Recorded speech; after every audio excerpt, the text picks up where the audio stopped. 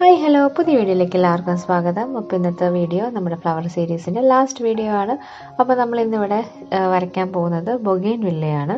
അപ്പോൾ ആദ്യം നമുക്ക് ബാക്ക്ഗ്രൗണ്ട് ഫില്ല് ചെയ്യാൻ വേണ്ടി ഞാൻ ഇവിടെ ലൈറ്റ് ബ്ലൂ ഷെയ്ഡാണ് കംപ്ലീറ്റ്ലി യൂസ് ചെയ്യുന്നത്.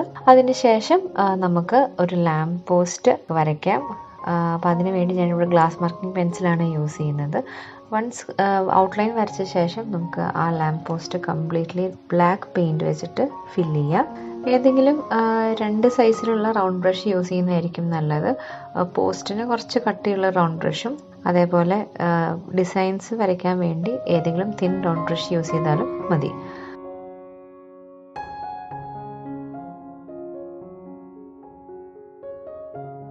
അതിനുശേഷം ഹൈലൈറ്റ്സ് കൊടുക്കാൻ വേണ്ടി നമ്മൾ കുറച്ച് വൈറ്റ് പെയിൻ്റ് എടുത്തിട്ട് ആ തൂണിൻ്റെ നടുക്കിലത്തെ പോർഷനിലായിട്ട് ജസ്റ്റ് ഇങ്ങനെ ഒരു സ്ട്രോക്സ് പോലെ വരച്ചു കൊടുക്കുമ്പോൾ അതിൻ്റെ ഒരു ഹൈലൈറ്റ്സ് പോലെ തോന്നിക്കും. അതും ഏതെങ്കിലും തിൻ റൗണ്ട് ബ്രഷ് വെച്ച് യൂസ് ചെയ്താൽ മതി.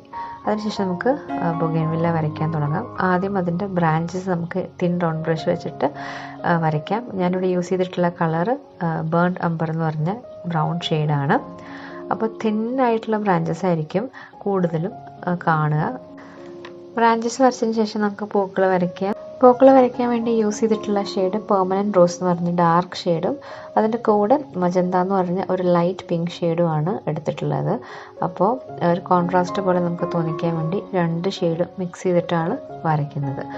അപ്പോൾ പിങ്ക് ബൊഗെയിൻവില്ലയുടെ കൂടെ ഞാനിവിടെ ഒരു യെല്ലോ ഷെയ്ഡും കൂടെ കൊടുക്കുന്നുണ്ട്. യെല്ലോ കളർ ബൊഗെയിൻവില്ലയുടെ പൂക്കളും കൂടെ വരയ്ക്കുന്നുണ്ട്. അതിനുവേണ്ടി ഞാനിവിടെ യൂസ് ചെയ്തിട്ടുള്ള കളേഴ്സ് കാഡ്മിയം യെല്ലോയും പിന്നെ അതിന് ലൈറ്റർ ഷെയ്ഡ് കിട്ടാൻ വേണ്ടി യൂസ് ചെയ്തിട്ടുള്ളത് വൈറ്റ് ഷെയ്ഡും കൂടെ മിക്സ് ചെയ്യുമ്പോൾ നമുക്കൊരു ലൈറ്റർ ഷെയ്ഡ്. അതിനുശേഷം നമുക്ക് ലാമ്പ് വരയ്ക്കാം.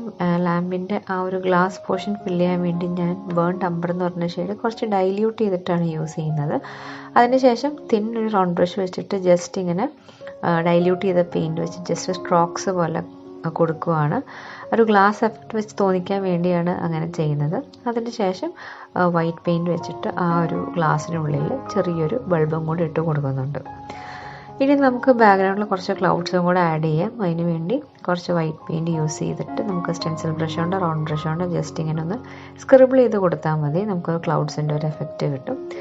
മുമ്പത്തെ പല വീഡിയോസിലും ഞാൻ ഇതെങ്ങനെയാണ് ചെയ്യേണ്ടതെന്ന് കാണിച്ചിട്ടുണ്ട്. അപ്പോൾ നമ്മുടെ വീഡിയോ കംപ്ലീറ്റ് ആയിരിക്കുകയാണ്. വളരെ എളുപ്പത്തിൽ ചെയ്തെടുക്കാൻ പറ്റുന്നൊരു പെയിൻറ്റിംഗ് ആണ്. എല്ലാവരും ജസ്റ്റ് ഒന്ന് ട്രൈ ചെയ്ത് നോക്കുക. ട്രൈ ചെയ്തിട്ടുള്ള നിങ്ങളുടെ ക്രിയേഷൻസ് എനിക്ക് ഷെയർ ചെയ്യാം. അപ്പോൾ നമുക്ക് നെക്സ്റ്റ് വീഡിയോയിൽ കാണാം. താങ്ക്